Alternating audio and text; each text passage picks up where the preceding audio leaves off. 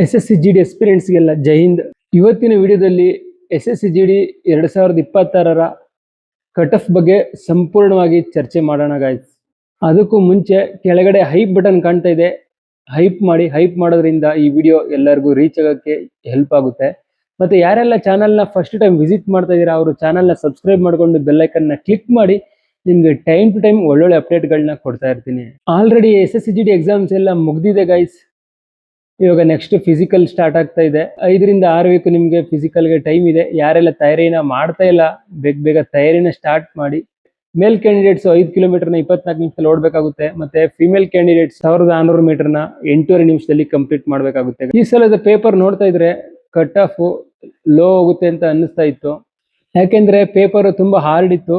ತುಂಬಾ ಮಕ್ಕಳು ಕಮೆಂಟ್ ಕೂಡ ಮಾಡದೇ ಇದ್ರು, ಸರ್ ತುಂಬಾ ಹಾರ್ಡ್ ಪೇಪರ್ ಇತ್ತು ಈ ಸಲ, ಎಕ್ಸಾಮ್ ಚೆನ್ನಾಗಾಗಿಲ್ಲ ಸರ್, ಏನ್ ಮಾಡೋದು ಏನು ಗೊತ್ತಾಗ್ತಾ ಇಲ್ಲ ಸರ್ ಅಂತ ಕಮೆಂಟ್ಗಳು ಬರ್ತಾ ಇತ್ತು. ಈ ಸಲದ ಎಕ್ಸಾಮ್ ಅಲ್ಲಿ ಆವರೇಜ್ ಸ್ಟೂಡೆಂಟ್ಸ್ ಲೋ ಸ್ಕೋರ್ನ ಮಾಡ್ತಾರೆ. ಕ್ವಶನ್ ಪೇಪರ್ ಈಸಿ ಇದ್ರೆ ಆವರೇಜ್ ಸ್ಕೋರ್ ಹೈ ಹೋಗುತ್ತೆ. ಸ್ಕೋರ್ ಲೋ ಇದ್ರೆ ಕಟ್ ಆಫ್ ಕೂಡ ಲೋ ಇರುತ್ತೆ. ಸ್ಕೋರ್ ಹೈ ಆದ್ರೆ ಕಟ್ ಆಫ್ ತುಂಬಾನೇ ಹೈ ಹೋಗುತ್ತೆ. ಈ ಸಲ ಎಕ್ಸಾಮ್ ಹಾರ್ಡ್ ಇತ್ತು, ಓಕೆ. ಸ್ಕೋರ್ ಕೂಡ ಲೋ ಇರುತ್ತೆ, ಅದು ಕೂಡ ಓಕೆ. ಯಾಕೆಂದ್ರೆ ಲೋ ಕಟ್ ಆಫ್ ಹೋಗ್ತಿತ್ತು. ಸೊ ಆಲ್ಮೋಸ್ಟ್ ಲೋ ಸ್ಕೋರ್ ಇರೋ ಮಕ್ಕಳು ಕೂಡ ಫೈನಲ್ ಮೆರಿಟ್ ಅಲ್ಲಿ ಬರ್ತಾ ಇದ್ರು. ಆದ್ರೆ ಇದೇ ವೀಕ್ ನಲ್ಲಿ ಅಂದ್ರೆ ಮೇ 27ಕ್ಕೆ UP ಬಿಹಾರಲ್ಲಿ ಕೆಲವೊಂದು ಸೆಂಟರ್ಗಳಲ್ಲಿ ಆದ ಸ್ಕ್ಯಾಮ್ ಇಂದ ಪ್ರಯಾಗ್ರಾಜ್, ಗೋರಖ್ಪುರ್ ಮತ್ತೆ ಬಿಹಾರ್ನ ಮುಜಾಫರ್ಪುರ್ನಲ್ಲಿ ಪೇಪರ್ ಲೀಕ್ ಆಗಿತ್ತು. ಇದೆಲ್ಲ ನಿಮ್ಗೆ ಗೊತ್ತೇ ಇದೆ. ಅಲ್ಲಿನ ಮಕ್ಕಳು ರೊಚ್ಚಿಗೆದ್ದು ಕಾಲೇಜ್ ಮೇಲೆ ಅಟ್ಯಾಕ್ ಮಾಡಿದ್ರು, ಎಕ್ಸಾಮ್ ಹಾಲ್ನೆಲ್ಲ ಧ್ವಂಸ ಮಾಡ್ಬಿಟ್ಟಿದ್ರು. ಈ ವಿಡಿಯೋ ಸೋಷಿಯಲ್ ಮೀಡಿಯಾದಲ್ಲಿ ತುಂಬಾನೇ ವೈರಲ್ ಆಗಿತ್ತು, ನೀವೆಲ್ಲ ನೋಡಿರ್ತೀರಾ.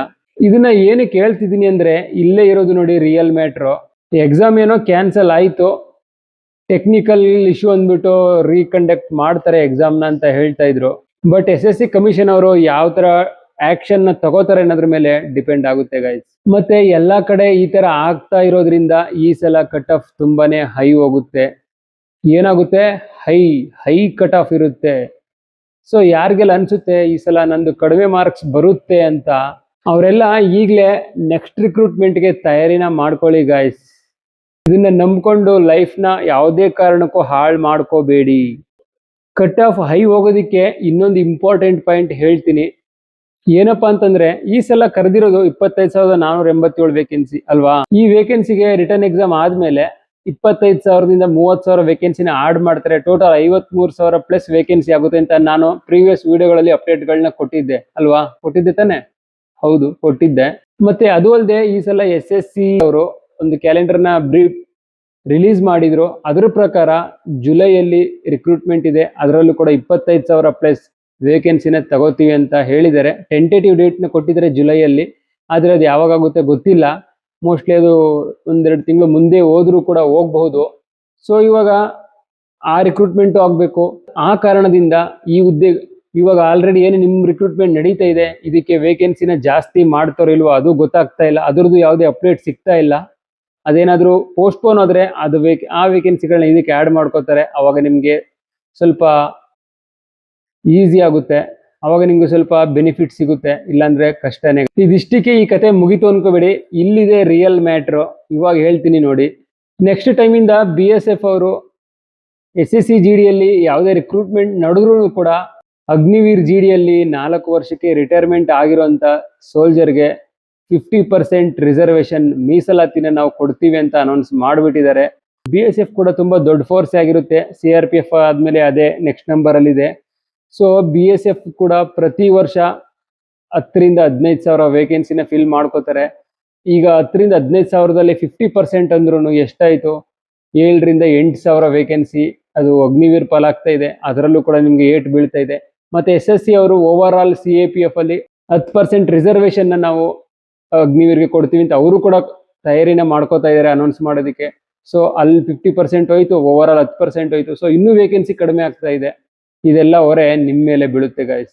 ಈಗ ಕಂಪ್ಲೀಟ್ ಆಗಿ ಅರ್ಥ ಆಗಿದೆ ಅನ್ಕೋತೀನಿ ಏನಕ್ಕೆ ಈ ಸಲ ಹೈ ಹೋಗ್ತಾ ಇದೆ, ರೀಸನ್ ಏನೇನಕ್ಕೆ, ಯಾವ್ಯಾವ ಕಾರಣಗಳಿಂದ ಈ ಸಲ ಹೈ ಆಗ್ತಾ ಇದೆ ಅನ್ನೋದು ನಿಮ್ಗೆ ಇವಾಗ ಅರ್ಥ ಆಗಿದೆ ಅಲ್ವಾ.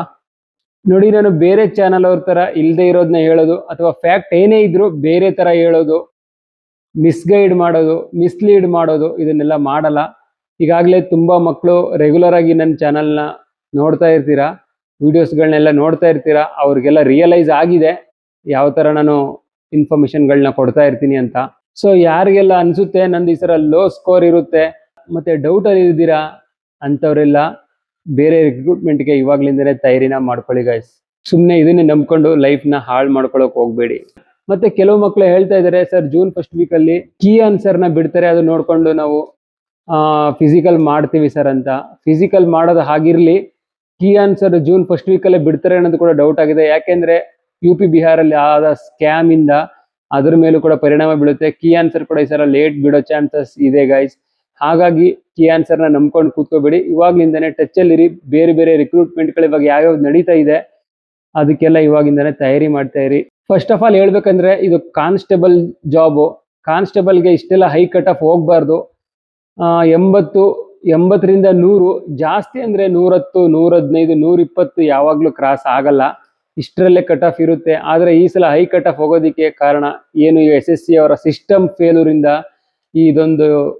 ಈ ಥರ ಸಿಚುವೇಶನ್ ನಿರ್ಮಾಣ ಆಗ್ತಾ ಇದೆ. ಇದಕ್ಕೆಲ್ಲ ಕಾರಣ SSC ಕಮಿಷನ್ನು. ಇದ್ರ ದುಷ್ಪರಿಣಾಮ ಎಲ್ಲ ನಿಮ್ಮಂಥ ಮಕ್ಕಳ ತಲೆ ಮೇಲೆ ಬೀಳ್ತಾ ಇದೆ ಗೈಸ್. ಈ ಥರ ಆಗೋದ್ರಿಂದ ಕಷ್ಟಪಟ್ಟು ಓದುವಂಥ ಮಕ್ಕಳ ಮೇಲೆ ತುಂಬಾನೇ ಎಫೆಕ್ಟ್ ಬೀಳ್ತಾ ಇದೆ. ಮತ್ತೆ ನಾನು ಕೂಡ ಸ್ಪೆಷಲ್ ಆಗಿ ರಿಕ್ವೆಸ್ಟ್ ಮಾಡ್ತಾ ಇದ್ದೀನಿ, ಯಾರೆಲ್ಲ ಈ ಸಲ SSC GD ಎಕ್ಸಾಮ್ನ ಬರೆದು ಬಂದಿದ್ದೀರಾ, ಫಿಸಿಕಲ್ಗೆ ತಯಾರಿನ ಮಾಡ್ತಾ ಇದ್ದೀರಾ, ಅವರು ರಿಟರ್ನ್ನ ಬಿಡಬೇಡಿ. ರಿಟರ್ನ್ ಎಕ್ಸಾಮ್ಗೆ ತಯಾರಿನ ಮಾಡ್ತಾ ಇರಿ. ಬೇರೆ ಬೇರೆ ಕಾಂಪಿಟೇಟಿವ್ ಎಕ್ಸಾಮ್ಗಳನ್ನ ತಯಾರಿನ ಮಾಡ್ತಾ ಇರಿ. ಏನಕ್ಕೆ ಹೇಳ್ತಾ ಇದ್ದೀನಿ ಅಂತ ಇವಾಗ ನಿಮ್ಗಾಗಲೇ ರಿಯಲೈಸ್ ಆಗಿದೆ. ಯಾರೆಲ್ಲ ಚೆನ್ನಾಗಿ ಎಕ್ಸಾಮ್ನ ಮಾಡಿದ್ದೀರಾ, ಸರ್ ನಂದು 80+ ಬರುತ್ತೆ, 85, 90+ ಬರುತ್ತೆ ಅನ್ನೋರು ನೋ ಪ್ರಾಬ್ಲಮ್. ಯಾರಿಗೆಲ್ಲ ಸ್ವಲ್ಪ ಕಡಿಮೆ ಮಾರ್ಕ್ಸ್ ಬರುತ್ತೆ, ಲೋ ಎಕ್ಸಾಮ್ ಚೆನ್ನಾಗಾಗಿಲ್ಲ, ಟಫ್ ಅಂತ ಹೇಳ್ತಾ ಇದ್ದೀರಿ, ಅವರು ಅಲರ್ಟ್ ಆಗಿ ಬೇರೆ ಎಕ್ಸಾಮ್ಗಳಿಗೂ ಕೂಡ ಇವಾಗಲೇ ಪ್ರಿಪ್ರೇಷನ್ ಮಾಡ್ಕೊಳ್ಳಿ. ಈ ರಿಕ್ರೂಟ್ಮೆಂಟಲ್ಲಿ ಜಾಬ್ ಆದರೆ ಓಕೆ, ಲಕ್ಕಿ ಅಂತಲೇ ಹೇಳ್ಬೋದು. ಆಗಲ್ಲ ಅಂತ ನಾನು ಹೇಳ್ತಾ ಇಲ್ಲ, ಆಗುತ್ತೆ. ಆದರೆ ಈ ಸಲ ಈ ಥರ ಸ್ಕ್ಯಾಮು ಮತ್ತು BSFಗೆ ರಿಸರ್ವೇಷನ್ನು ಇದೆಲ್ಲ ಸೇರಿ ಸ್ವಲ್ಪ ಕಟ್ ಆಫ್ ಹೈ ಹೋಗ್ತಾ ಇದೆ. ಹಾಗಾಗಿ ಹೇಳ್ತಿರೋದು ಅಷ್ಟೇ, ಇಲ್ಲಾಂದರೆ ಜಾಬ್ ಆಗೇ ಆಗುತ್ತೆ. ಇವಾಗಲೇ ಅಲರ್ಟ್ ಏನಕ್ಕೆ ಮಾಡ್ತಾ ಇದ್ದೀನಿ ಅಂದರೆ, ಏಜ್ ಬಾರ್ ಆಗುತ್ತೆ, ಮತ್ತು ನೆಕ್ಸ್ಟು ಬೇರೆ ರಿಕ್ರೂಟ್ಮೆಂಟ್ಗೆ ಹೋಗೋಕ್ಕಾಗಲ್ಲ. ಈ ಕಡೆ ಈ ಜಾಬು ಇಲ್ಲ, ಆ ಜಾಬು ಇಲ್ಲ, ಆ ರೀತಿ ಪರಿಸ್ಥಿತಿ ಕ್ರಿಯೇಟ್ ಆಗಬಾರ್ದು ಅನ್ನೋದ್ರಿಂದನೇ ಇವಾಗಲಿಂದನೇ ನಾನು ನಿಮ್ಮನ್ನ ಅಲರ್ಟ್ ಮಾಡ್ತಾ ಇದ್ದೀನಿ ಗೈಸ್. ಅದಕ್ಕೋಸ್ಕರ ಹೇಳ್ತಾ ಇದ್ದೀನಿ guys, be alert for your bright future. ಇದಿಷ್ಟು ಇವತ್ತಿನ ಕಟ್ ಆಫ್ ಬಗ್ಗೆ ಒಂದು ಇನ್ಫಾರ್ಮೇಷನ್ ಆಗಿತ್ತು. ಮುಂದಿನ ವಿಡಿಯೋದಲ್ಲಿ ಪ್ರೀವಿಯಸ್ ಇಯರ್ಸಲ್ಲಿ ಯಾವ ರೀತಿ ಕಟ್ ಆಫ್ ಇರ್ತಾ ಇತ್ತು, ಆ ಕಟ್ ಆಫ್ ಡೇಟಾ ಮೇಲೆ ಒಂದು ವಿಡಿಯೋ ಮಾಡ್ತೀನಿ ನಿಮಗೆ. SSC GDಯಲ್ಲಿ ಫೈನಲ್ ಕಟ್ ಆಫು ಎಷ್ಟಿರುತ್ತೆ, ಯಾವ ಥರ ಎಷ್ಟು ಕಟ್ ಆಫ್ಗೆ ನಿಮಗೆ ಜಾಬ್ ಸಿಗುತ್ತೆ ಅನ್ನೋದ್ರ ಬಗ್ಗೆ ಒಂದು ಇನ್ಫಾರ್ಮೇಷನ್ನ ಕೊಡ್ತೀನಿ. ಇವತ್ತಿನ ಈ ಇನ್ಫಾರ್ಮೇಷನ್ನ ನಿಮ್ಮ ಎಲ್ಲ ಸ್ನೇಹಿತರಿಗೂ ಶೇರ್ ಮಾಡಿ.